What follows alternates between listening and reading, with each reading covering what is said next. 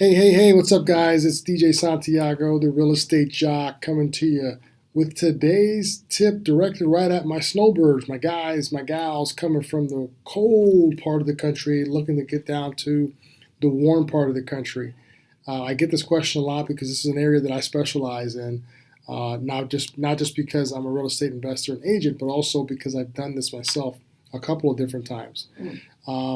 And so let's talk about some ways to effectively do this and do this the right way. Well, number one, I want to make sure that it all starts with a plan. Okay, what is my plan?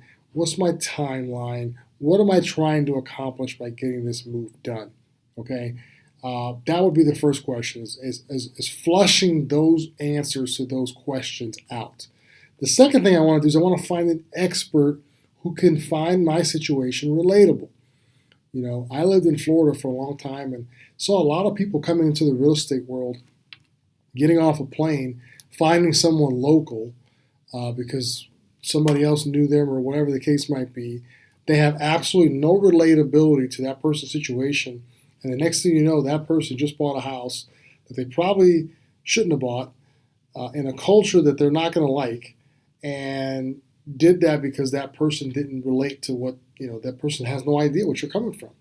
So find somebody that can relate to your story. Find somebody that knows that in the Midwest things are done a certain way. In the Northeast things are done a certain way. And there's no right or wrong. It's just what are some of the pitfalls or what are some of the issues that you're going to face when you go to a different region. So I like finding an expert in that field, in that particular region, that finds me relatable. And if you're the snowbird going through the process, they find your situation relatable, and they're going to be upfront honest with the cultural changes, the pricing changes. A carton of milk in San Francisco probably costs a lot more than it does in Billings, Montana. And all you're focused on is the palm trees and everything else. But the bottom line is we have to figure in that cost. We have to know that, so that we know as we're living life out there, it is going to be different. The biggest thing people don't talk about in snowbird transition is that settling in period. It's real. It's true. You are going to go through some aches and pains just getting settled in because it's going to be different in a different part of the country. It just is. So if you can get that information up front, just makes the transition a little bit smoother. The next thing you want to think about is your moving cost. What is, especially if you're going out there the first time, what are those moving costs? How are you going to pay for that? What's it look like to you? And also, are you going to buy new furniture? Are you going to be moving stuff back and forth? Whatever those costs are, I would say add 20% to that cost. And if it's still comfortable for you, it's probably a move that can work out for you.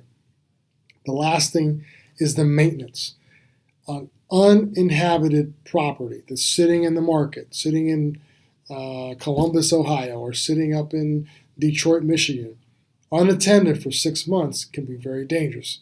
So understanding that you have to have a team that can maintain that property while you're gone, as well as the other property when you're coming back in the summertime, is important. So make sure you guys think about this stuff. Think about it and use an expert that can relate to your story. Because it can be a lonely place if you just show up somewhere and you're just hiring an agent because they're well known. Again, that agent's thinking about the transaction, moving quickly, getting it done. You will be in a house that you may not like. You may not like that area. You may not like that culture. So ask yourself these questions. Work with somebody that can help you understand that it's a great lifestyle. It's awesome. I think it's one of the greatest things to be able to do is be a snowbird and be in great weather and be around two different cultures and all that kind of good stuff. But educating yourself on the front side, on having a plan and a budget to execute and a team around you that can support you through that, I think is very, very important. As always, guys, if I can help you, please let me know.